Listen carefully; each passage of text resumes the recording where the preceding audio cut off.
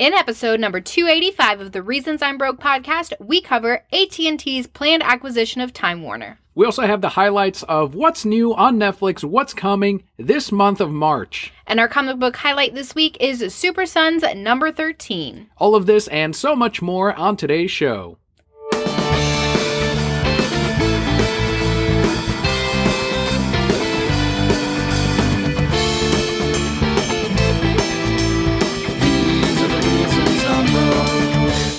Hello and welcome to the Reasons I'm Broke podcast, bringing you the reasons we're broke, ranging from comics, movies, TV, video games, and more. I am your almighty Emperor Kelli. And I am the Darth Daniel. And for those of you who are joining us for the first time, welcome. It's about time you joined us. I think we do have some new listeners right off the heels of that great interview that we had last week.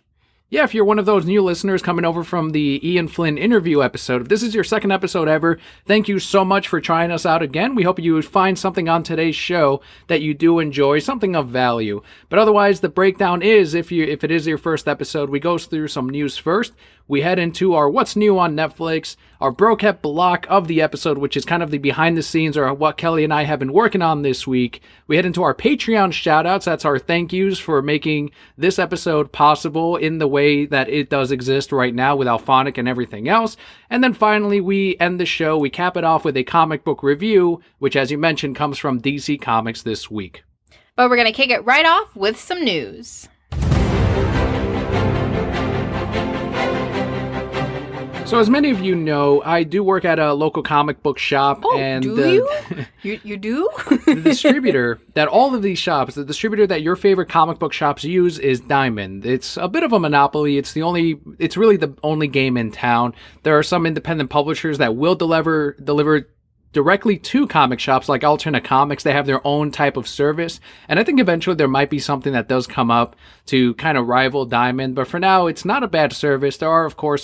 There's always room for improvement, and it looks like Diamond is actively trying to do something for comic shops to try to help them out. So I'll have a bit of insight on that, and I obviously don't name whatever company I work for. These opinions are my own only, but Diamond does have a launching of a pull box service that is going to sync with participating comic book shops this spring.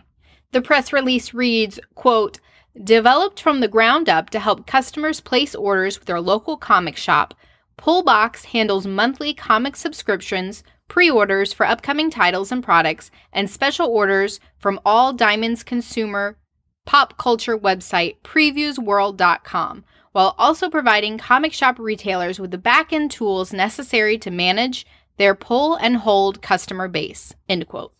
So with this free app, readers are going to be able to manage their lists, place pre-orders, and track upcoming weekly purchases. So in theory, this is all good things because it empowers the readers with the knowledge needed to better manage their pull list, to better tell their local comic shop ahead of time when they do need issues. I think that is probably, me personally, I think that's the biggest problem is, and that's something I work to every day, try to get as many tools or as much knowledge to the readers as possible, because until I actually worked at a comic shop as a regular casual reader, I would say, we didn't pick up quite as much before. Now, we weren't really aware of the things coming out. If we caught it on Twitter or on Facebook, it would usually be one of the big news items like the Sandman universe that we're going to cover next week. But otherwise, the day of release or that week, we'd be like, oh, I didn't know this was coming out. Let me get that number one. So the sooner that people know of these comics coming out, the better they can plan out, the more they can pick up the tie-ins if they want. In general, the more knowledge, the better for everyone, really. So what this sounds like to me is essentially an app where I can see what's coming out. I go to you, my local comic shop, and say, I want this, this, and this. You then work with Diamond Service to put that on my upcoming releases. Yeah. And then that way I can still look and say, oh, yes, I did have them add that to my pull list. So that saves you guys, too, because you don't get calls all the time saying, hey, oh, did I sign up for this? Or I just saw this was coming out. Right. One of the biggest things that happens is someone will buy a new number one and, I'll ask them, hey, would you like this added to your subscription? No, I just want to try it out. Okay, no problem. And then by the time issue 2 or 3 comes out, normally we do have like a system where we put a note in there thing like, hey, did you like issue number 1? But sometimes they'll forget and they'll say, yeah, I don't want to add it to their sub. And then when 3 or 4 comes out and then a special character appears, like a guest spot, they're like, hey, why isn't this on my sub? I have issue 1, but I don't have 2 and 3. So that's one of the problems that does arise. It's like, okay, well, you didn't want the issue, or you forgot about it, or you didn't want to add it. You thought you added. So in this case, they'll be able to see their subscription exactly. And the program that we use at our shop does sync up with Diamond. So that would be a good way to actually have them almost themselves add certain titles ahead of time that are coming out. The problem with this will, of course, be speculators that on a Wednesday's release, they'll say, hey, I want all of these added, or on a Tuesday night. And that will drain shops of certain issues like key issues, first appearances. Obviously, there's things in place in each shop where you can limit it 1 per person. But if you have several people all funneling that at their pocket, then you're going to have that problem potentially. So they're able to add these things through the app. Correct. So they don't have to call you. They don't have to filter it through you at all. Right. But when they come in and add it, or we can call them, or we can email them. Again, I don't know how this app is going to work. And that's where I'm apprehensive about this, because I have used Diamond's programs. They're not perfect. Even the systems they have now are not working at 100%, and they've been out for a while. So it's kind of like, well, if you guys can't even develop this particular app or this system, like, well, how much confidence do I have in this virtual pool box? I still think it's a great idea. I think it has a lot of potential. One thing I would love to see from it is maybe they set up a notification system. So a new book's coming out and saying, hey, we saw that you purchased these, or hey, you're subscribed to this one's coming out. And then people could go, oh, I didn't realize that. Let me go ahead and add that. So that it seems like it has a lot of potential. It seems like it could get there. And I hope that Diamond will be responsive to local comic retailers when they say, hey, this part of the app isn't really working for us. Can we update? Can we get a change? Yeah, you brought up the notifications thing. When a new previews catalog does come out, that'd be a good thing of like, hey, we have the new catalog, pick it up at your local comic shop, or here's a link. And what they do is they have highlights or a summary of the big items from the catalog. So it's not the full thing. But if you go to previewsworld.com/catalog, it'll give you the brief summary of the bigger titles from the catalog. So that's one link that you can use also that they can push, which hopefully gets more people familiar with the catalog. That's like my biggest thing. And as Kyle Lynch repeats, like, previews is life, as I mentioned before. And it's like, yes, absolutely it is life. And it continues to be life. It is, aside from comic shops being the lifeblood of the comic industry, I don't know what you would call the previews catalog, but that's like the body of it, where you're really seeing what you can pre-order, what you can get, what the stories coming out are going to lead into. So it is everything. That is where we do our orders. We do not know more ahead of time than everyone else. And that's something that sometimes comes up. Even with the movies, they'll say, oh, have you seen Infinity War yet? It's like, no, not yet. Like it's some secret club of comic workers where they funnel all us into, I don't know how that would work, but the previous catalog is where we get our info too, just the same as everyone else. Now, there are websites like Newsarama, Bleeding Cool, that will bring out exclusives, and then we'll include it here on the show, so all the brokettes know about it ahead of time from even previews. Because, right. It'll go online a week ahead of previews, and then we'll let you guys know. So you guys are on the premier club of the comic industry, so it really works out for all of you. I know one part where previews can potentially Diamond can make money off of this, is if they were to ask these publishers, hey, do you want a push notification for your book that is pre-orderable right now? This is how much we'll charge you if you want that push. Yes, but I think the way that they're looking at it, because they could do that, but by having more knowledge out there, comic retailers are selling more and therefore buying more from Diamond. So regardless, they're probably, and granted, apps cost money to make. I'm not so naive to think that like, oh, they threw this together for free. It costs them something, but the potential growth that they can get from it is so much more. Exactly. Because now, I didn't even know that these series existed. I didn't even know that these tie-ins existed. Let me pre-order them, and you already have those sales instead of them walking in, purchasing it off the wall, and now you don't have the ability to restock that title. So they're going to make money. Retailers are going to make money. I think it's a great idea. I hope that they're able to get the traction that they need to continue to see this grow. Supposedly, they're going to debut this as like a test run or something that retailers can look at C2E2. Oh, wow. Every year they have a retailer conference in which comic shops can buy tickets to go to this, where the DC Comics, Marvel, the big publishers are there, and they're telling retailers what they have planned for the next year. Diamond, for example, they're going to premiere that app so that you'll be able to get a first-hand experience with it. And since I am going to C2, I'm debating, like, I'm already going to the convention, like, maybe I should just buy a retailer ticket and show up there, too. Why are you paying for the ticket? Make your boss buy you the ticket. Well, he would, yeah, but it's when you work at a locally owned store, like, even though mine is part of, like, a sort of chain, but it's still individually owned, kind of like a franchise, I guess. Yeah. You feel, you know, where the money's coming from, and when your boss is nice, you work that much harder to, you know, make the store money and to save when you can. So that would be another expense for the store. So that's one of the things where it's like, yeah, I could go, but I don't know. But would it benefit? I think it's like a $90 ticket. Do I get $90 worth of information out of it? Why don't you guys split it 50-50? Why don't Diamond not charge tickets and just invite retailers to come in, because it's only helping them out? Yes, but Diamond's also giving you this free app that retailers don't have to pay for, that they could potentially have to pay for. No retailer would pay for that app. Like, fuck that. It should, again, help out the consumer, and the consumer shouldn't pay for that app either. Just spend the $90 and go. Just go. I think you will appreciate it. I think you will regret not going. I know you. You're going to come back and be like, oh, I should have just spent the $90. Just spend the $90 and go and learn your secret insider things that we can then share on the podcast, and our brokeheads can be the first to hear before the world. Well, they're about to hear what may be the return of the crossover between the big two, Marvel and DC, and this was all thanks to Twitter. You guys are way looking into this. Way too much. So what started as a congratulatory tweet from Dark Knight's metal writer Scott Snyder to Jason Aaron for headlining the Avengers ongoing comic quickly turned into what I guess some people feel is a potential crossover for Marvel and DC Comics. Look, Jason Aaron said to Scott, cheers, maybe we need to work up a new Justice League versus Avengers crossover. And then Scott responded with, I would do that with you anytime, brother. Huge congrats and good seeing you this weekend. That doesn't mean anything. I do listen to the Word Balloon podcast. I mentioned that before. It's one of my favorite comic book podcasts. And a lot of guests on there do say we've pitched different crossovers to Marvel and DC, and we do it all the time. Like, this is, I know fans want it, and we want it even more, because we're writing this stuff. We're fans too. And all the time, it seems to be Disney's side that's saying, no, we don't want to do the crossover. Marvel probably wants to get their ducks in a row first before they do any kind of crossover, because DC's been doing it with IDW, they've been doing it with Boom, they did it with TMNT, Lumberjanes. Like, they're happy to work with other comic publishers and comic companies.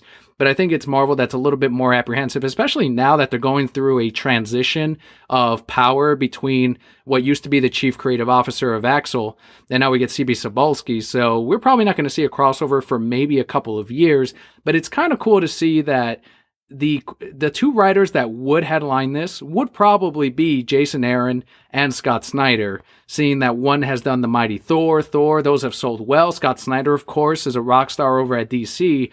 And normally they do have two plotters working together, and then they'll have two superstar artists, most likely Greg Capullo, doing the DC portion of it. And I would love that crossover. Who wouldn't? But it would just be a book of ties the whole time. Of course, we would all love that crossover. However, reading this tweet, I do not see, oh, it's coming, it's almost here. That's like the one time that the voice of Zuko said that he was a Zatara supporter. I wasn't like, whoa, Zatara is coming. Although I hold out hopes in the comics that she'll leave Aang, even though they were married in Korra, but whatever. Do you have your villain for the DC universe that you would want to see? Because it would obviously be a team up between the biggest villain in DC, the biggest villain in Marvel. I think they did that before with Thanos and Darkseid. Is there someone other than Darkseid that you would want to see headline the DC portion? Who would you send? You're the Emperor. You're at the front of the chessboard, kind of like in Secret Wars or that Amazing Spider-Man episode where you have all your villains and you're going to send one off to represent the DC universe. See, who do you send aside from Darkseid? I wouldn't send a villain. I would have everyone from both universes teamed up against Batman and still lose. They would lose. They would all lose against Batman. They would. It's kind of like those Instagram stories or the pictures where they say they have all of these heroes and villains and they say one of them, you choose one to protect you, the rest of them are trying to kill you. And every time Batman's there, it's like, yes, Batman, protect me, of course. Done. The rest can kill me. Like, I win. I'm saved. I cannot be worried. I am saved. You sounded so like, yeah, guys. It's an obvious fact. Like, he's beating the Incredible Hulk. Yeah. It's Batman. You're gonna be fine. I don't know who I would pick. I really don't, because there's so many good ones. The thing that makes me hesitate is I feel like all of these villains have been defeated by another hero at some point, which obviously, yes. But Sure. I guess if you have two big villains teamed up, that would make it a little more difficult. I would have to think about this. I don't know. Because, see, like, I lean towards Sinestro, but I like Sinestro more when he's a good guy helping stop the villain. I know one crossover, speaking of that, is Dustin Nguyen. Like, he does artwork all the time for Batman and Daredevil. He's doing, like, covers. He's doing all of these pieces where it's just like the Bat in Hell's Kitchen, I think, was the fake title of one of them. And he wants to do it so bad. And they're so good. They're so good. Like, all these covers. Everything Dustin does is good. Oh, yeah. This is not me saying that he needs to be on our show, but he needs to be on our show because everything he does is fantastic. If someone that has some push at Marvel or DC is listening, get Dustin Nguyen, do that Daredevil Batman crossover. If you want, have Bendis write that, since he's written Daredevil and people want him to write Batman, have him write that crossover, have Dustin Nguyen do all of the artwork, and you can sell 1 billion copies. Anytime I have Batman Spawn in the back issue bins, it sells. Any crossover like that, Batman Captain America, it sells. This is going to be a book that comic shops are going to order deep on because they know that they can sell it in 20, 30 years. All the amalgam books, they don't go for a lot. They're $5, $10. They sell. They sell, and that's why I want to see, yet again, another reason. It's only good things for this crossover. Yeah, fans are going to be mad because their character wouldn't do that, and that guy wouldn't have lost to that, but look, you know what? You'll get over it after the story's over. Batman wins all of it anyway, so what are we worried about? Which villain would you pick? I think I would go, and I know listeners are like, yeah, of course you'd pick him, the Sinestro Corps. Like, have a big army of Yellow Lanterns, and have that be the threat against whatever opposite side of that would be Marvel, and maybe the characters, the heroes, are caught in between that war. Nah. You wouldn't do that? You would read that, though. I would read it, sure. Again, I like it when Sinestro is fighting an enemy. Because Sinestro's big thing, he's not a bad guy. Right, true. His whole thing is he just wants to do what's best for people. For the Green Lantern Corps, for the Green Lantern Corps, yeah. for the universe, and he feels that leading through fear, getting loyalty and devotion and respect through fear is the way to do that. So he's not really a bad guy. He just has different leading styles than everyone else. So I don't feel like him teaming up with somebody would make... He's not a bad guy. Maybe like Volthoom. He could show up again with his weird rainbow self, see-through body. Like, hey guys. Dr. Manhattan would be another good, like, quote-unquote villain He would be cool. Like, I'm going to wipe out your universe now. Reset give them a rebirth. They need a rebirth. Please, Manhattan.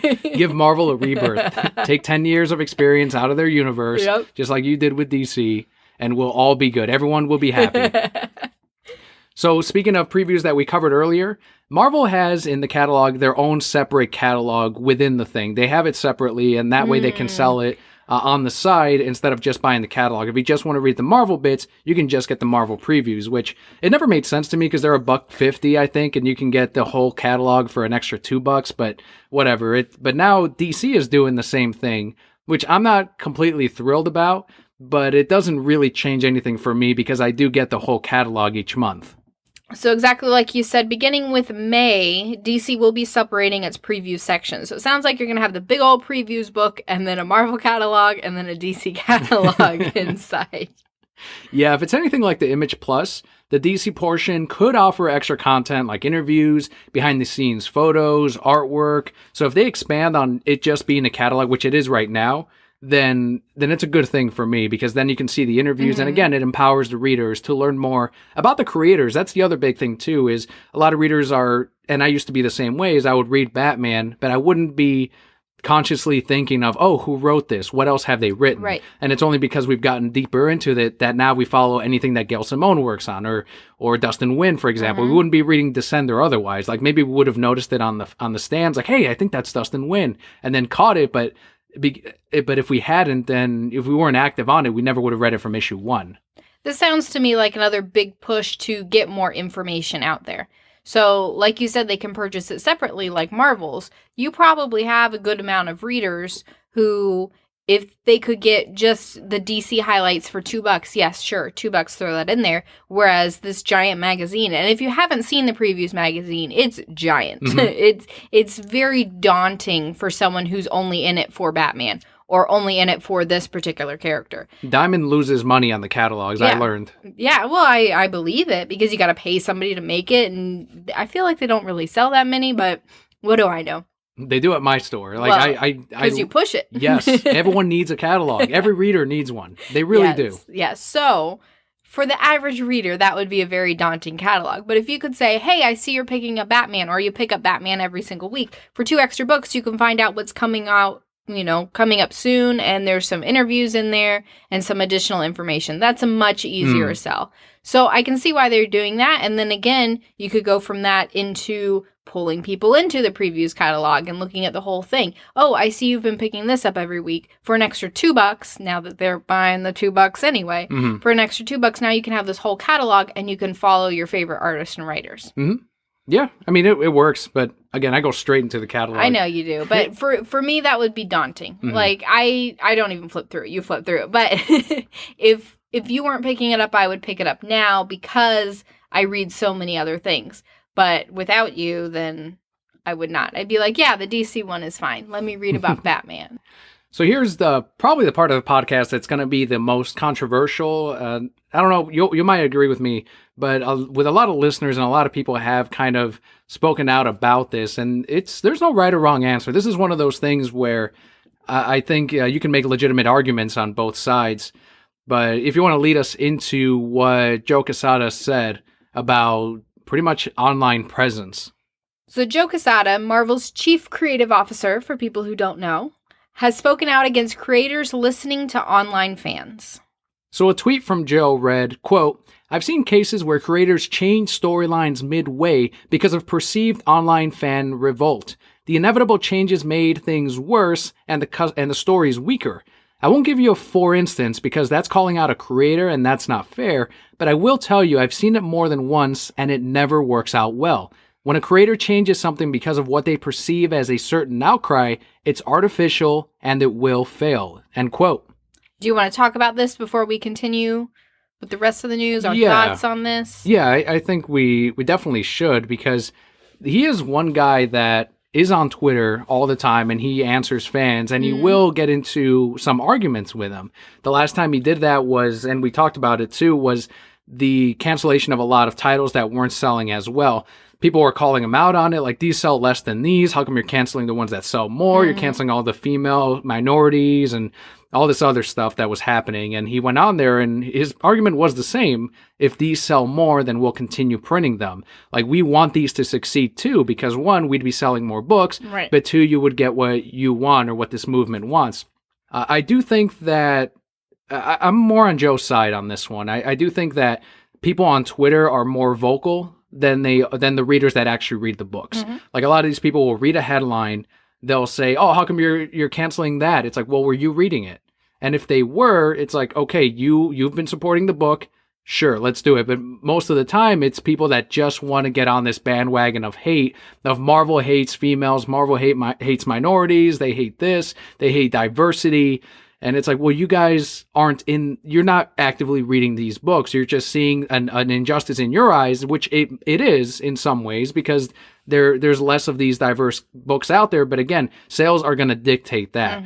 So when you have a bunch of people that aren't buying these books, that aren't actively reading these Marvel comics, saying you need to change this, that's when the bad thing happens, because that's when, as he said, some of the creators will get maybe overwhelmed or they'll feel like they're wrong for going in a certain direction. And when they change it, the people that were outcrying like, "Oh, great, I'm glad you changed it," they won't buy it then. They won't support it. They'll just say, "I did something, move on to the next thing I'm upset about today." That is Twitter in a nutshell. That's the internet in a nutshell. Unfortunately. I agree 100%. I'm on Joe's side, and So, as some of our longtime Broquettes know, I used to write some fan fiction. Granted, my livelihood was not reliant Right. on that fan fiction and that plot.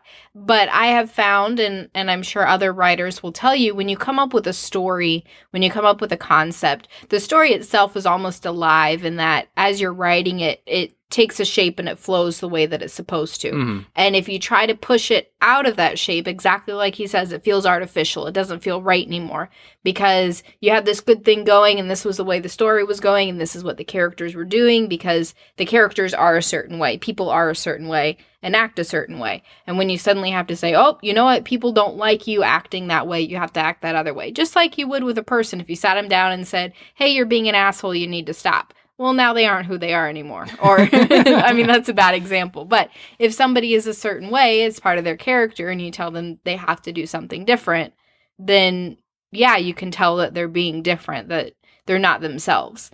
And it's the same thing with the story. So I agree with him 100%. Again, my livelihood is not based on these stories. Mm-hmm. But exactly like you mentioned, the vast majority of those people who are complaining aren't going to purchase it anyway. And so the people who are purchasing it, you know, a lot will stick it out to see the end of the story. Mm. If they're really that offended by it, they're probably not messaging you on Twitter saying, I hated that story. They're just not going to pick it up or not going to keep reading. Inherently, a bunch of comic readers are collectors as well. It comes hand in hand. Mm-hmm. So even you'll see a lot of readers, and I see it all the time, we do the same thing. We'll give it more of a chance than it probably needs. Yes. Simply because we many books. We like the character. Harley Quinn is the big one right now. Harley Quinn, we love the character, and we keep reading it because we do want to see the character have good stories. Reading, skimming, I don't know. We're supporting it either way. I'm definitely skimming now. Harley Quinn and Ivy Meet Betty and Veronica. That's not a good book. But we keep buying them, and that's one of the things where those people that your reader, your core readership, aren't just going to drop off like that. And when they do drop off, like they did in the New 52, they returned with DC Rebirth because, again, they like these characters. They want to see them do well. They want a good story. So these are going to be the readerships that you do need to look out for, and those are the ones that you would, I guess, listen to. But as you mentioned, you don't know on Twitter. You don't really understand, and you're not going to fan outcry. Like, we're not tweeting over to Andraco and Dini and saying, hey, this book sucks. It's 6 issues long. Like, it's fine. It doesn't matter. Maybe the next one will be better. That's all it is. It's like, oh, hopefully the next one. Maybe there's a new creative team. Maybe there's a new story. Well, and the thing that I think some people don't realize is some of the best stories are controversial. Some of the best stories have things that we don't like. Do you think anybody wanted Damian Wayne to die? Do you think a lot of people wanted Damian Wayne to die? But what did we get after that? We got one of the best comics, a silent issue that I will remember for the rest of my life as being one of the best comics that I've ever read. And it came from something that we didn't want to happen. And did we go on there? No, you can't kill him off. What are you doing? And if they had changed that, then we wouldn't have gotten the gold that we got afterwards. So, yeah, a lot of the best stories are things that you don't like or don't want to happen. And because these writers are writers, the things that come out after that can be amazing. I think the two examples, one that feels artificial, and then one in which they listened to fans and it came out. You don't do that. Like, this is why you don't.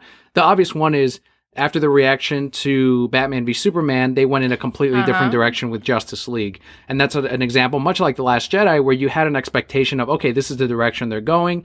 People don't like the darker tone. They don't like the complex nature of the story being told.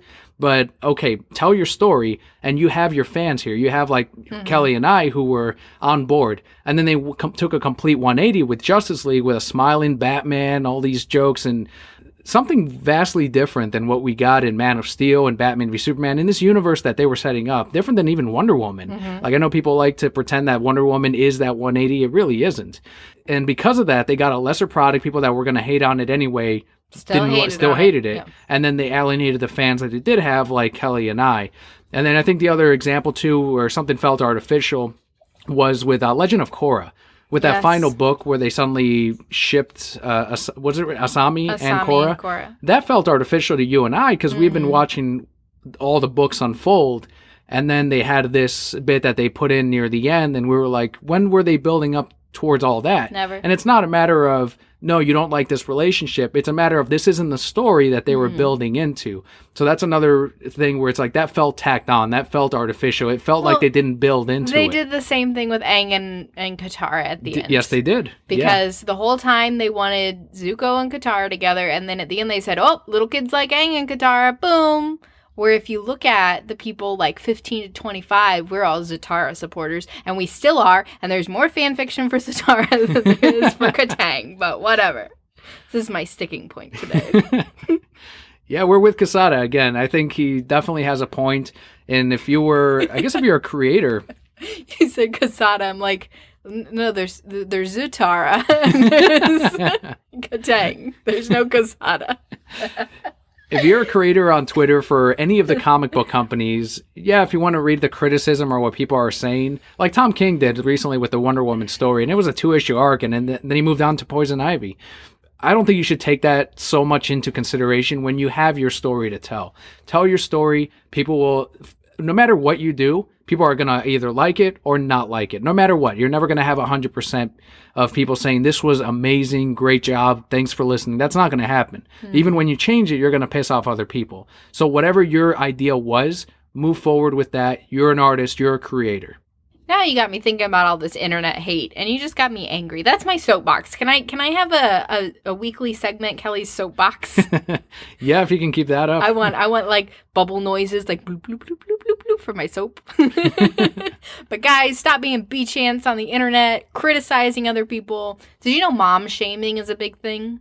Yeah, I've heard it from you. Mom shaming is fucking huge, and it pisses me off. That's my soapbox this week. Don't mom shame. If you're a mom and somebody else didn't deliver or aren't raising their child the same way you are, who fucking cares? Like, we're all moms. We all lost some sleep. We're all going through the same shit. Calm the fuck down. Maybe that's why they're upset. Like, it's just the loss of sleep, Kelly. That's why they're being aggressive to all these other moms. I am very cranky most of my days, and I apologize to you. Because I am very cranky most of the time. But that doesn't mean that we hate on other women because they decided to have a C-section or they decide to feed their baby formula. Mm-hmm. Or they decide to co-sleep. Like, so what if my baby sleeps next to me and not in a bassinet? What's it fucking bother you? It doesn't. Women hate other women for getting epidurals. That's not the way we did it back then. Yeah, but it's fucking great. Guess what? We're in the present. We're in the future. We're always in the future. You can go birth in a river if you want to. I'm not telling you not to birth in the amoeba-infested river. What are you doing living past 30? Yeah, that's not the way they used to do it. No, sure didn't. So here's something that also spun out of this is over at Warner Brothers, employees ID themselves as such. If you work for Warner Brothers, whatever you say outside of your work, what you put up on Twitter or on Facebook, represents the company, and employees are told to put on their accounts, opinions are my own, and they have to put that on all of their accounts, and it's rarely enforced. It's very loose. But they asked Joe the same question, if Disney makes him restrict his behavior online. He did respond that he has not been given any guidelines from up top, but I don't believe that for a second.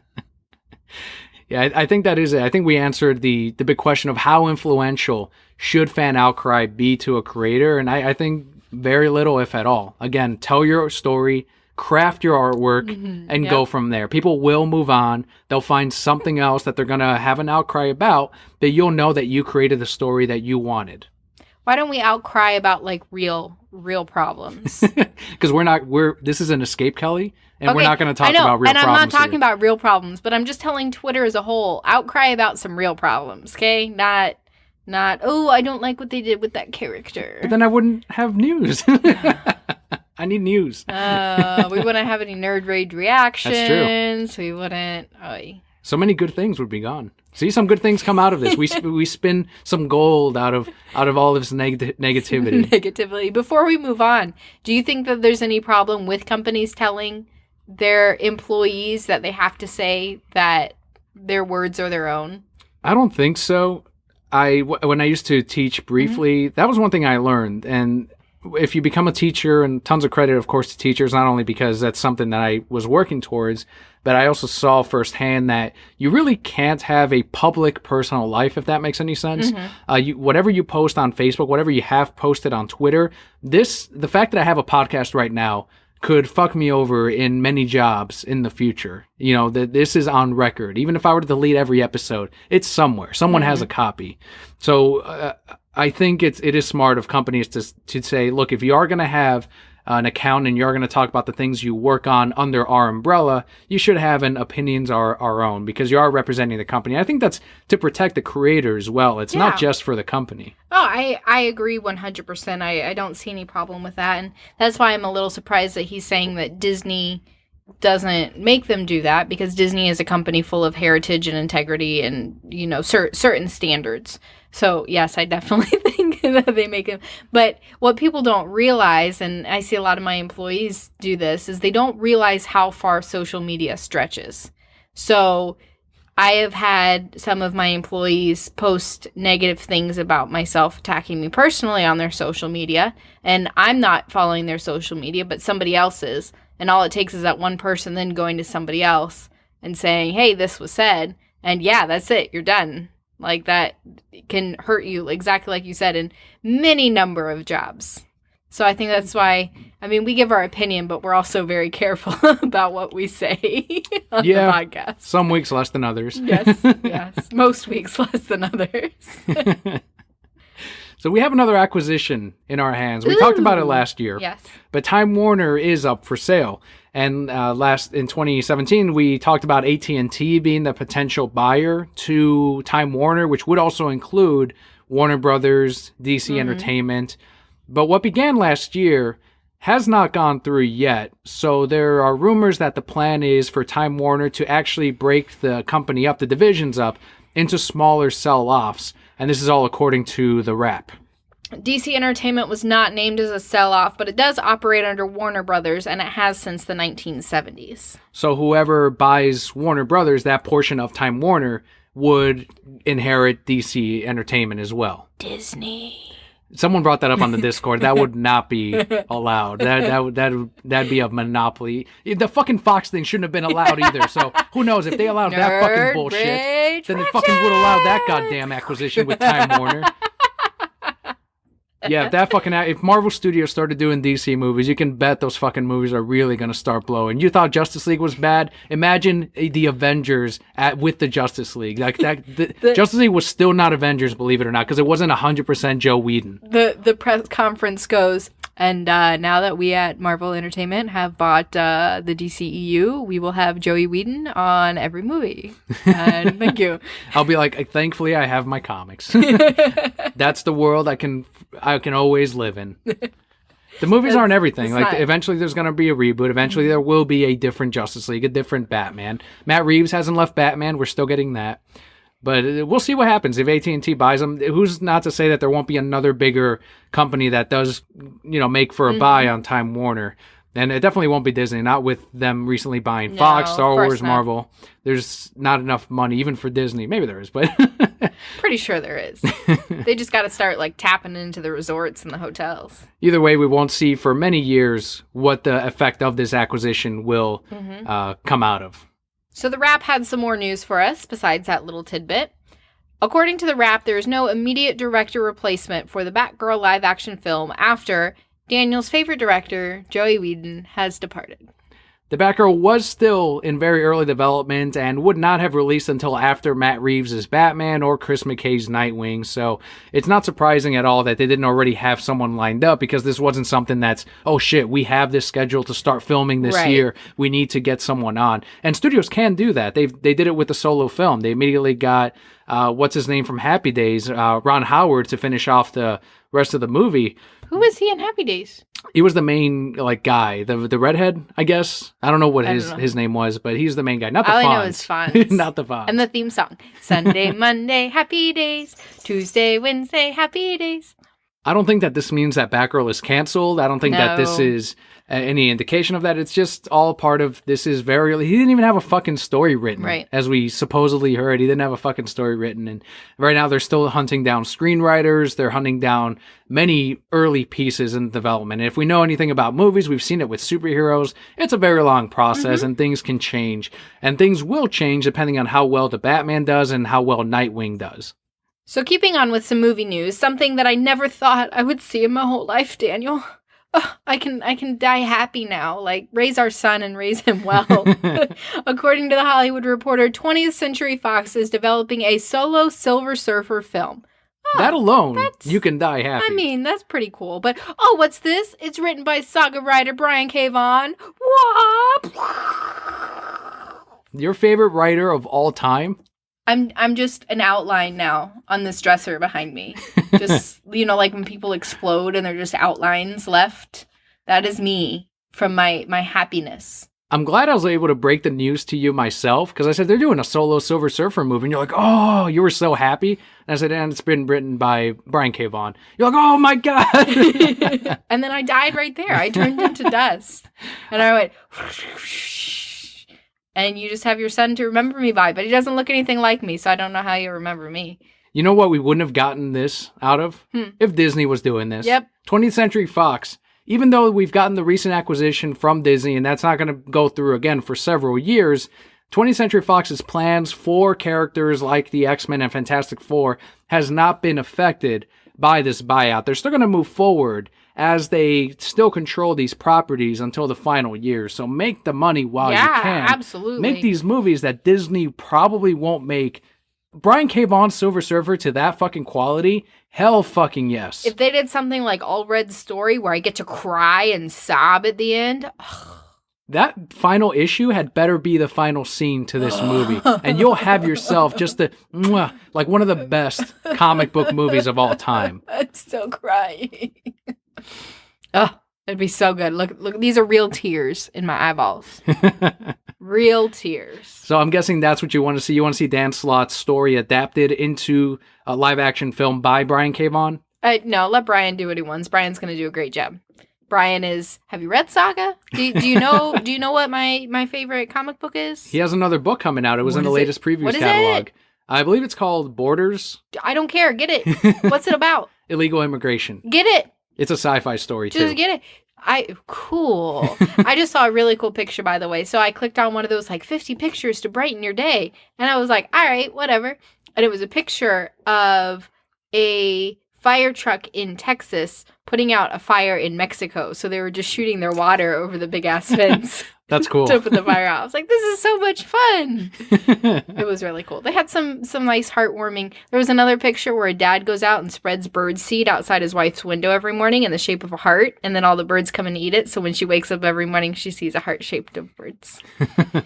Maybe there'll be something like that in Brian K. Vaughan's script. It's going to be so good.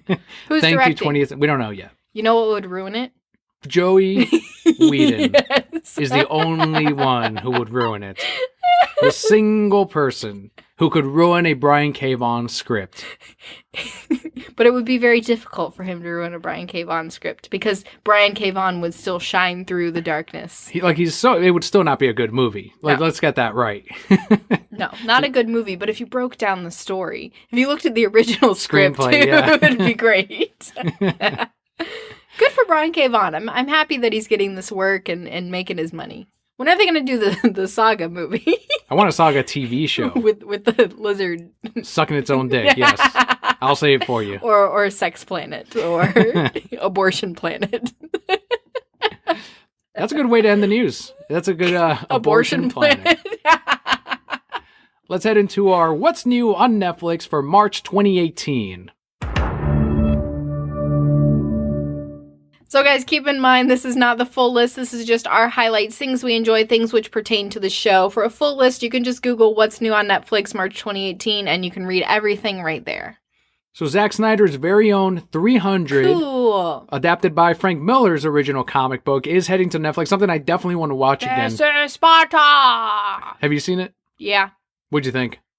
I mean, I thought it was okay. It's incredibly visually interesting. Like Yes. it's so I loved it when I first watched it in theaters. I think I worked at the movie theater when I saw it, and it was amazing. There was there's a story Clayton was I think it was Clayton that told it. He's been on the show before where it got incredibly busy at AMC. This is where we all used to work at an AMC theater, and one of the employees was saying, "Oh my God, this is so busy. It's madness." And then one other employee said, "This is Sparta," and kicked him in the chest. And the guy's like, "Dude," and he's like, 300. He's like, "I haven't seen it." So he's like, "Oh." So he just kicked him and did not even know what the context was. And he was just upset at him the rest of the fucking day. I would be too, B-Chan. That's one of my favorite. That's a memory out of 300. That it's like everyone was so captivated by it that you wanted to kick people down fucking holes and into their deaths. Great scene. Only boys think that way. Like, yeah, I'm gonna fucking kick somebody down a hole to their death. Also, Ghostbusters 1 and 2 is heading to Netflix. Been many years since I've seen either one. Yeah, me too. I saw the lady one. The one with Sigourney Weaver? No, the lady one. Oh, the new one. Yeah, Yes. Ghostbusters, the reboot. You know what? I have seen one. It's been many years. I've never seen two. We also have Voltron Legendary Defender Season 5. Hopefully this gets a little more where we need to go than Season 4 did. Hopefully. Also, Benji. Have you seen Benji? Do you know what Benji is? I hear that the dog gets shot and I cry. So I have chosen not to see Benji. That's in The Love of Benji. And that's fuck you if you call me out on spoilers. It's from the 70s. So you've had many years to watch this. For the Love of Benji is one in which I watched these as a kid. I love them. I used to rent them from Blockbuster all the time. And it was just these... there was very little dialogue. You were following Benji around. For the Love of Benji is when he found someone he loved, a little other puppy, and they went around. Aww. But if I remember correctly, the other dog either does get shot and he loses the love of Benji, or he gets abused and he gets beaten. I can't remember. Either way, it does die. Now, they're dark movies. They're not for kids, I guess, although I watched it as a kid. But I have fond memories of all of these Benji movies. I'm not watching Benji with you. I'm going to watch them. We should watch them. No, I am not watching Benji. We'll watch the first one. No, We won't watch the sequel. No. Okay. Let me explain to you mommy hormones. I cry at everything. So I will not be watching. We were watching the fucking movie where the TV show today where the bear goes and eats the baby elk, and I cried. Because the baby Discovery elk Channel? died. Yes. The baby elk died. Granted, the mama bear was trying to feed her baby bears, but right after mama bear kills the baby elk, it goes, bears don't eat a lot of meat. They mostly eat grass. And then you see the bear eating the grass. And I was like, fuck you, grizzly bear, for killing that baby elk. You could have just been eating some grass with your babies. Oh, yeah. I didn't know that about grizzly bears. That's interesting. They mostly eat grass? Yes. Huh. I cried when I saw the stupid beagle kennels where they use them to test products, and now I'm paying more for diapers so that beagles don't have to get hurt. Yeah, that's one of the things, too, where I know the response is going to be, well, you're not really making a difference. The idea is not that you're not affecting you're not changing the goddamn world. You're not supporting that fucking industry. Mm-hmm. You're doing your bit. You're doing your bit. And that's one thing that comes up, too, where I'm a vegetarian, in case people didn't know, and people always it becomes an interview. Like, why? How come? Why is this? Why that? Don't you like this? And it's like, it doesn't affect you. So I'm not preaching at you. I'm not saying you should change. People found out. Someone asked. Whatever. And it always, I hate that it becomes an interview because it's like, why can't it just be like, okay, cool? Like that should always be the response. Why you eat meat. Right, exactly right. And it's not like, and people always say, oh, well, you're not really making a difference. And it's like, that doesn't matter. I'm not contributing to the problem. Mm-hmm. That's not the mentality that anyone should, nothing would ever get fucking done. You know what I mean? And it's right. And even that's not an active goal of mine of like, well, one day all of society, no, I don't give a shit what you eat. Mm-hmm. I don't care. I know what I'm putting in my body and I control that. So that's, I don't know how we got on that tangent, but it's, because of the products, yeah. And Benji, and it spiraled. I went down a rabbit trail. Thank you, Benji. We're coming back on this rabbit trail. Let's go backwards. The reason why Netflix is putting all of these Benji movies on Netflix, the classics, is because there's going to be a 2018 original movie, which I guarantee won't be as dark as these 70s ones. No. No dogs are getting beaten in the 2018. Where are we? 2018. Although maybe, because it's a Netflix original, they can do whatever the fuck they want. They can, but they're probably going to market this as a kid's movie about a cute little dog. Whatever happened to Air Bud? Is he still around? Air Bud's not. They did like still 18 around. movies. Yeah, they did. And then they stopped until they stopped making money. And I'm like, you know what? Good on you guys. That dog could really play all those sports. I believe did it. You know that? I believe it. So yes, original Benji, For the Love of Benji, and then Netflix original 2018 Benji. Should be like Benji 3018, and he's like half cyborg, half dog. I would love it, but it would still be like real nuanced, just like the original. It's like it just takes place in space, guys. It's a simple story. We also have Jennifer Jones season 2. I did not watch season 1. It was good. Yeah. I know people are like, what? You like? Yeah, I did. Jennifer Jones season 1 is awesome. We reviewed Daredevil. We loved Wilson Fisk in it until the very end where he took this fucking major turn of they pulled a fucking core like now he's a monster. It's like, okay, why'd you make him sympathetic this whole time? Like now you lost all the people that did feel for Wisdom. He can still be evil and not be a fucking giant monster like they made him out to be at the very end. So that's why we stopped watching season 2 of Daredevil and I heard he wasn't even in it that much anyway. But Jennifer Jones, I did really enjoy, and I'm going to watch season 2 as well. That was a really, really fucking solid show, and I'm pretty excited actually to dive right into the second one. Good. Maybe I need to pick it up and watch it too. It's another dark. Never mind. It's got you're not going to cry though. It's more of her like anger and trying to get back at the 10th Doctor for all the shitty things he made her do, and that's the story. That's the whole season, and it focuses primarily on that. All right. And finally, we have Ricky Gervais's Humanity. This is Netflix original stand-up. Love Ricky Gervais. I love him. Love all his stand-ups. If you guys haven't seen Ricky Gervais reading the book about Noah, please go and watch it on YouTube. Regardless of your religion. It's just he's picking on the kids' book more than anything. So like the artist fucking up some things and it's great. The way he draws Noah with like makeup on. Yes. And it's awesome. Watch it. It's good. So I can't wait. I'm glad Ricky Gervais. He had the David Brent movie that Office spinoff that came out. The one thing I will say, and I don't know if I mentioned on the podcast, is they all kind of end the same, where they all feel sympathetic towards David, and he's just like this innocent guy at the end of the day. He's not a bad person. So, but his stand-up is fucking amazing. I love it. I know comedians pick on him because he didn't do just stand-up growing up. He didn't make a career out of it, and he had a show where he just interviewed comedians, and they kept picking on him. I don't know why. Like they were just saying, yeah, you've got The Office you can just fall back on, but we don't. We just have our comedy. It's like, Jesus Christ, guys. Just because Ricky Gervais got successful out of this TV show that he didn't work hard on that, I'm sure. But because he got successful off of that, he can't do stand-ups. Like, fuck off, man. Like, I know you. Some of those comedians are better than he is. Louis C.K. was on there. Seinfeld made they talked about it. He might as well have been in there. But they just sucked Seinfeld's dick the whole time and then shit on Ricky Gervais. Listen, and I think the thing only lasted 2 episodes. I've got a hashtag unpopular opinion. People really like Seinfeld. I don't. That is a hashtag unpopular. People love Seinfeld. I know. I'm sorry. You like the show, though. I mean, it was okay. I watched the show. There were some episodes that I liked, but as a whole, like you're talking about rewatching it, I have no desire to rewatch the show. I'd rather rewatch Mindy. That's I really crazy. like Mindy. Mindy is not a better comedian than Listen, Seinfeld. I'm not saying she's a better comedian. I'm saying I enjoyed her show more than I enjoyed Seinfeld. You laughed way harder than I did in Seinfeld. You know you did. Yes. You were laughing at all these things like, ah, ha, ha, and I was, it's there. You like Elaine. You like Kramer. I like their characters, but like hashtag unpopular opinion. I don't know. I don't need to rewatch the show. But as we said at the beginning, these are just the highlights. If you want to Google what's new on Netflix March 2018, you will see the full list. And we hope you do give some of these recommendations a shot from Kelly and I. And let's head into our Brokehead block. So what's been happening this week for Kelly and I? Do you have a theme song for this time? You always want to do the theme songs. You always want to do the jingles. I do. And then when you give me the opportunity, I don't have one ready. Well, maybe this is why I don't give you the opportunity. You don't have one ready. You just don't give me. Just go to your fallback. That's fine. No, what was the other one? There you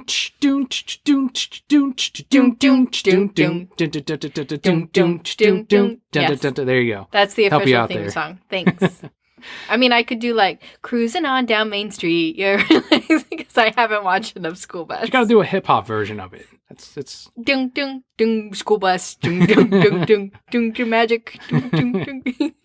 So this week our Discord that's been going off almost every day where people are getting into conversations. Late at night I snap once or twice at someone. Yes. So it's not just you who's cranky all day from newly being parents, I guess. 5 months. Yeah, 5 months. It's a straight 5 months. You don't sleep. Yeah, you don't. And you sleep more than I do. You don't. Thankfully. I guess the right thing is you don't sleep well. Yeah. I don't think I've had a good night's sleep. Like even last night where you gracefully gave me like an extra 2 hours and you didn't have to. But I even woke up feeling weird. Like I had a headache and because your body's like, that was too much. You should have been awake. Yeah. Like it wasn't even too much. Like it was just bizarre. Like I don't rest, I guess is the thing. So I mean, that's part of being a parent. Yeah. It reflects on it and it's increasing my hairline that's disappearing. And I was talking about that. So by this time next year, I might be bald. Who knows? It'll get easier. I wanted to have that pepper look first. I wanted to have that black and white kind of graying look. I mean, we can dye it. No, I'm not. I either do natural, I don't do it at all. You know me. I'm not going to fucking fake that shit. And I'll never wear a wig. That's one thing I won't ever do. I would go further balder and have that hairline back than I would ever have like a fake wig on, because that looks worse than even just letting your hair go. That I don't know. That's just my thing. But yeah, Discord, if you go to thereasonsimbroke.com and head into, oh, by the way, it is now thereasonsimbroke.com. That's something else that I did this week, is before we had the history behind it. We had our first website through WordPress. Okay. And that one was thereasonsimbroke.com. And then thanks to our Patreon backing, I'm like, okay, how can we improve the website? Because the older one was, it served its purpose, but it wasn't what I wanted. So then I looked into Squarespace, and then that one was like, okay, you can have a player on there. You can have active like showcase links. And you can also have different sections with a gallery. You can have a contact form. And I'm like, yes, this is what we're going to do. And that's when, because of the Patreon backing, I was able to accelerate that plan. And now with our latest goal, it helps pay for that annual renewal of Squarespace. But we didn't own thereasonsimbroke.com because we did own it, but through WordPress. And this new one, it was thereasonsimbrokepod.com. That's just the one I chose, the next one. And instead of what I did is I'm like, okay, I created a redirect. So when people did thereasonsimbroke.com, it would send them to the one on Squarespace, which reads as pod at the very end. And I'm like, all right, that'll work for now, but I would like to eventually migrate all of this into Squarespace. And I tried doing it late last year, but there was a server issue that prevented anyone from transferring their domains over. And I contacted the customer service and they're like, yeah, we know about this problem. We don't know when it'll be fixed. I'm like, okay. Mentally, I made a note. I'll try again in a few months. And I did this week. I'm like, all right, let me try this again. Go through the process. It's a pain in the fucking ass because they don't want you to leave. They don't want you to transfer, but these people do want you to transfer in. But then they put a 5-day hold on it and all this nonsense. So I was like, okay, so after 5 days, it did finally transfer. So now when you do go into thereasonsimbroke.com on your browser, on that address window, it will display as thereasonsimbroke.com. So it is now like legit. It reads as it should have the whole time. I was very worried. So I'm glad that's fixed. It's a big thing for me. Yeah, all right. I know, it's a thing for me. And I'm happy for you. Jesus Christ. So that got fixed. I did that this week. There's a lot behind the scenes that happens. I know there are. And I know I hear you out there while I am listening to School Bus and putting our child to sleep. I've discovered more School Bus trivia too, so I'm ready for that podcast when you are. The School Bus podcast. Yeah, so you can actually do a full podcast on the Magic School Bus? Like a few episodes, yeah. But that brought me back to the Discord, because now if you go to thereasonsimbroke.com and scroll all the way to the bottom, and there's going to be a Discord link. So if you click on that link, it'll take you straight to the chat room. And the Brokehead Core actually came forward because next week we have to record a lot earlier than we normally do because our work schedules don't mesh up and we want to have an episode out. So because of that, the news would be extremely light because normally I'd have an extra 3 days of news that I can have more material for next week on the show notes. So I put out an at everyone on the Brokeheads and I said, hey guys, what do you guys want to see covered next week since we do have this lighter news week? And they did come forth with a couple of ideas which we're going to have next week along with whatever news comes out between now and that period. So Discord is working out pretty well, I think. Yeah, I just posted. Discording while recording. Yep, sure did. Hashtag Discord while I record. So do check that out. Make an account. I think it's a lot of fun that people are getting into conversations, are getting into light debates. It's fun. And if you create an account, you can change it so that you only get notifications when people put @ and your name, because I didn't know that for the first few days, and my phone was like... I've also been battling allergies this week. I eluded them last year for the most part. And this year, it seems like I'm not able to elude them. I can't avoid it all. Okay, but what did you do today that you should not have done? I did yard work. There you go. I did yard work. Yes. And heaven forbid I fucking maintain the yard without fucking pollen fucking my nose and my sinuses and all this fucking shit. You know, on my day off. You know, there is a Magic School Bus episode about allergies. What's fucking Magic School Bus say? How can I prevent this shit? You can't. My fucking weak-ass body, I guess, can't handle that goddamn pollen. Here's what happens. Your body reacts to it like it's a virus, right? But there's not enough white blood cells to attack all the pollen molecules that get in your fucking nose. So if you see it, when you get sick, it's just like one here, and your body fights it, right? Real cool. When it's pollen, it's like 300 coming at you, like, wah! As opposed to one virus or whatever. I gotcha. Yeah. Correct. I can show you the episode. It's on the Magic School Bus rides again. Carlos is allergic to, he thinks it's his rat, but his rat actually went and rolled in some flowers, so Carlos is really allergic to flowers. And then he adopts the rat and takes it home. But Mr. Rule is allergic to the rat.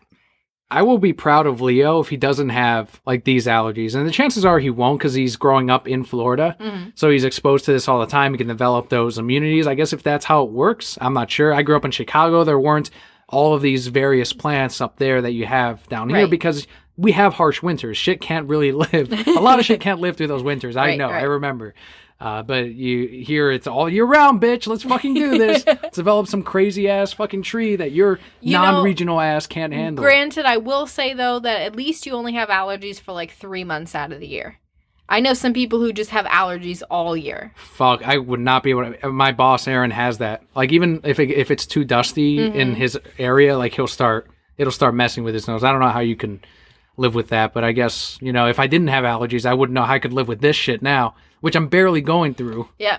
Hashtag man cold. It is like, I don't know if it's what's worse, the man cold or the allergies. Because allergies, I vocalize my frustrations more. Yes. If I have a cold, I just kind of shut down. I thought you were going to ask what's worse, my allergies or labor, and I was going to fight you. I was going to throw down real hard. No, I know which is worse. Labor. Labor. Final piece of Brocat block here, getting a lot more serious, but something that or at least I was inspired by, and thankfully you supported me in this endeavor, and now 5 years later, people are listening to this episode, and we've continued this. The inspiration or the first push, like I had this idea of I want to do this comic book. What initially started as a YouTube show, and that's where we put up this podcast, is that we reviewed comics mainly. It was almost all comic book reviews. I would take pictures of the panels and I would put them up and I would sync them to when we were talking about a certain part. It was a lot of work. And I don't think I had a full-time job. I had like 2 or 3 part-time jobs. And then we were still living at our parents. So it was easier to maintain that. But over time, we made it a full audio production and then eventually got on iTunes. And now it's completely changed formats from what it was before. Before episode number 1, it was Kevin Smith on his show constantly being a huge champion of, if you're not hearing what you want or you're not seeing material, you're not seeing TV shows, make your own podcast, make your own show, make your own radio thing, make your own creative thing, make your own movie. Mm-hmm. He's always pushing people to make their own, just do it. Where he's saying that there's always all this negativity. There's a million reasons as to why you should not do something, but he's the one who just pushes you to that first step, which is the hardest one of, why don't I just push this out there? And he was that big factor of, you know what, fucking just put it out there, and if you want to stop later, then you can stop it. You won't know until you actually fucking do it. So he was that big proponent and that big push to it. He's so huge in the world of not only podcasting, but in the stuff that we do love. And no matter how you feel about his movies or his opinions on a lot of the movies that are coming out, the guy is very influential to a lot of people. And the positivity that he does bring out is a huge breath of fresh air in all of this stuff that is releasing and all this constant content that we are exposed to. more recently, during the filming of his latest stand-up special in Glendale, California, he did have a massive heart attack, which thankfully he survived through and he's recovering on. But it's one of those things where it's like this guy that influenced at least my life in a pretty big way. You're not ever ready to see that, something happen to someone. And someone who's, I think, just reached a little bit over 50 years old, and given that it's 2018, that's early for anything to happen. And given the changes in his lifestyle that he has made over the last couple of years, where he dropped all that weight, he cut all that sugar, and then this still befalls him. And we just want to wish, of course, Kevin a huge speedy recovery, because he has a lot of listeners, a lot of fans, a lot of people that he has inspired that have been, either you look up to him now, you looked up to him at some point, something he has done has changed the way you do things, and I am one of those people. So because of that, I'm happy that he's not, this isn't it for him. He's not finished, he's recovering, but it's a dark moment, with a lot of fans, and I think every creator that was influenced by him is just hoping and there for support for the guy who's now making even more life changes to his recovery. And one of the things that I think stuck with me the most, and this is kind of like the, I guess, living tribute of Kevin Smith, is he did say that his biggest fear in all of life, and it's something that I definitely relate to because it was something that I thought about many years ago, was the fear of death, the fear of non-existence, because that's what it ultimately is, as far as anyone knows, no matter what fucking people say. And that was his thing is I don't want the party to end for me. Like death would be like, hey, the party's continuing, you have to leave though. And that was his biggest fear. But when he went through it, he said he wasn't as afraid as he thought he was, because that was his biggest thing. Instead, he was just like, okay, I did enough. I'm sad I didn't do the Jay and Silent Bob movie, but I did enough. I'm fine. And that's one of the things that he is glad that he got through, and it wasn't just pure terror of, oh my God, I'm dying. It was just, okay, if this happens now, that is okay. So I think resonated a lot with many people. Yeah, and that's the first time I've heard that, and it really does, and I'm very glad for him to have found that peace in that moment, because it's something that not a lot of people have.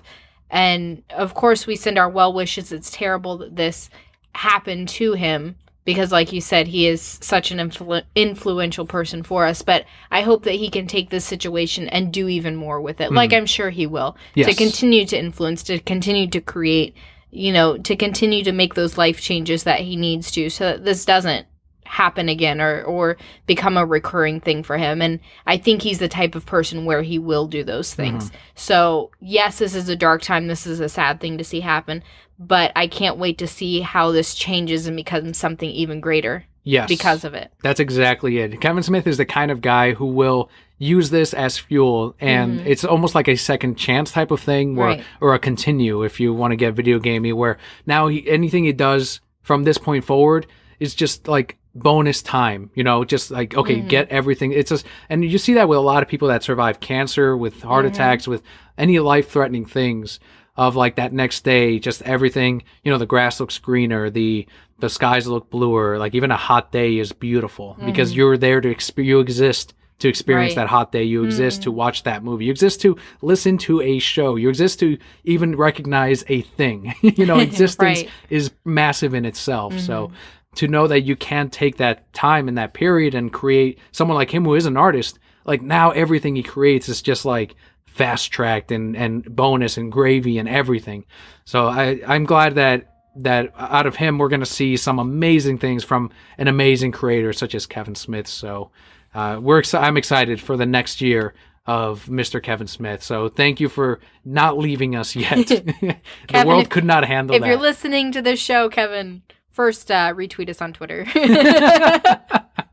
And second, thank you so much. We are sending you our well wishes to you and your family, and we just can't wait for the next step.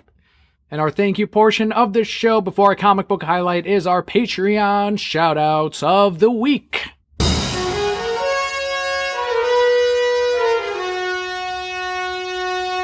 We have 3 shout-outs this week. First one goes out to Alexander, who's at Swordfish Show or purpleswordfish.com. Yeah, his Twitter handle is at Swordfish Show. I have to say that they don't just know this by now.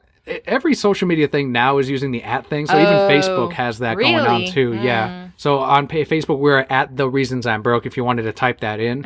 So yeah, for Twitter, it's at Swordfish Show because someone had already taken at Purple Swordfish, and he's messaged them like, are you using it? And he's had other people like message him, and I guess the person has not given that ad up, but because they probably don't even get on.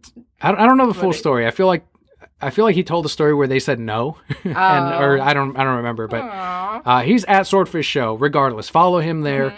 He has been doing Fortnite streams on his channel, and I know that's a really popular game, and I know he's gotten some great views out of it. So check him out if you like Fortnite at all. YouTube.com/purpleswordfish. Fortnite is a game. Yes. Like, I thought he was, like, streaming for 2 weeks straight. No. Like, for a fortnight, he was streaming. And do not do that, Alex. Like, people do that on Twitch, and they die. They die. Yeah. Yeah, no. Could he do, like, a fortnight of Fortnite? Ooh! Next shout-out goes out to Lourdes and Katie. Katie has pre-ordered the Deathstroke Previews exclusive statue, which has Mr. Slade Wilson unmasked. Of course. Look at all his old handsomeness. That's right. She loves her some Deathstroke. And the final shout out we have goes out to Bobby, whose Twitter handle Thank you. is @CubanSlim.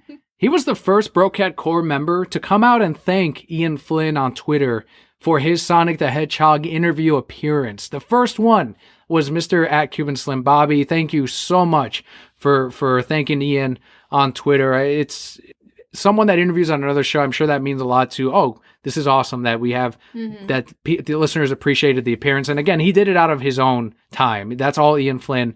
That was the cost of the Ian Flynn interview, was his time. So there was nothing else. He agreed to it, and thankfully he did, because it sounds like Brokeheads did come out and enjoy it, and they have thanked him since on Twitter. So if you haven't yet, if you enjoyed the Ian Flynn interview last week, take a second to thank @IanFlynnBKC for appearing last week. And again, thank you, Bobby, for being the first to do so. And also a huge thanks to all of our Patreon Brokettes. If you would like your shout out every single month, head on over to patreon.com/thereasonsimbroke for as little as $1 a month. That's 25 cents an episode. If you feel like you're getting 25 cents worth of entertainment each week, head on over to Patreon, get your shout out every single month, get the podcast early every single week, become an administrator of sorts on Discord as well, and be entered into the contests when we do I keep saying that. I got to find a new way to say that. When we do have a giveaway for trade paperbacks, figurines, whatever. But of course, guys, our podcast will always be free. The best thing you can do for us is let your friends know about us. Continue to help our numbers grow with listeners. Let us know what you liked on the show. Leave us comments. Guys can call in and leave us like a voicemail, and we'll play that on the show. You can talk about how cool the Emperor is. That's right. On speakpipe.com/thereasonsimbroke, there is a link in the description of today's episode. Huge thanks to decalavenue.com as well for the decals with the $5 reward tier. They really help us out with that, so thank you so much. And also, if you would like some merchandise, head on over to thereasonsimbroke.com. Click on merch, and you can see all of the designs that we have for the Brocat Core. I have a handful of designs ready to release whenever you guys are ready for an all-new design. So I've been working on several throughout the last couple of months, and I'm like, okay, now I've got a good backlog of this. So whenever you guys are ready for a new t-shirt design, let us know, and we'll put it up on the merchandise shop on TeePublic. I'm still waiting for the baby shirts. When are the baby shirts going to show up? Which design do you want to see on a baby shirt? And I will do it tonight so I can stop hearing about this baby shirt. All of them. What design do you want to see your son wear? Up to you. You're the one who's bringing this up. You're the one who's bringing this. And I think most of those baby things are too small for him anyway now. Yeah, he's a giant baby. He's in 12-month clothes. I just want our Brokettes to know. Our 5-month-old child is in 12-month clothes. Yes. He is much physically older, I guess, than he's advanced. Of course he's advanced. I mean, Why I get wouldn't that, he be? but he was just a little blood baby. He was just a little baby in my tummy, and now he's this giant big man. He doesn't want to lay down. He's got to be sitting up like the people, eating his oatmeal, being all big. He's growing up too fast. Next week he's gonna be like, "Bye, Mom. I'm off to college with my significant other." Yeah. I'm gonna be like, "You were just my baby." What? Ugh. It'll just be you, me, and AC. AC will still be around. She's going to be the oldest dog ever. Ever. She'll still be with us. 40 Absolutely. years. She will. Also, February was actually our 5th most downloaded month in the show's history. That's amazing. The 5th most downloaded month since we've been doing this in over 5 years. So thank you so much for telling your friends about the show. Thank you for subscribing. Thank you for listening every single week. That is, of course, one of the many things that keeps us going. And there are several things that the Brokehead Core provides us with that we convert into that fuel to come back every week. They don't provide me with coffee. I pay for that myself. Can they do that? That's goal number 9. Goal number 9 is the Brokeheads can buy me coffee. I will convert that into fuel as well. Caribou K-Cups, please, are on sale at Bed Bath & Beyond right now.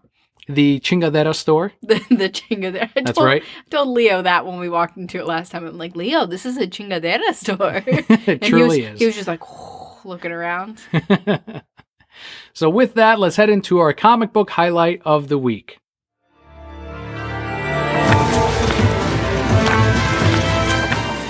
So as I said in the very beginning of the show, our comic book highlight this week is Super Sons number 13, The Parent Trap Part 1, and this will be a jumping on point. Yeah, if you haven't read Super Sons, if you've missed out on issues 1 through 12, you can jump in with issue number 13 and read forward from there. And I know people are Twitter was freaking out about, it's going to get canceled, and Peter said, no, it's going to continue as something else, relax. But speaking of Peter, it is written by Peter J. Tomasi, with art by Carlo Berberi, and colors by Gabe Altaabe. Oh, and who's that cover by? Covers by Dustin Wynn. Ooh. He's outdone himself yet again. Also on Descender this week. That also came out, and that was amazing. Like some of his best work was in the latest issue of Descender, and this cover also. And if you follow him on Instagram, he'll give you some of the behind-the-scenes stuff when he's creating some of these covers. I'm going to go follow him right now. So, for example, he had to digitally darken Talia's skin on the cover because when he did it, and he does it all in watercolor, you can't control it. Even a pro like Dustin, it's inconsistent sometimes. Sometimes there's that slight off.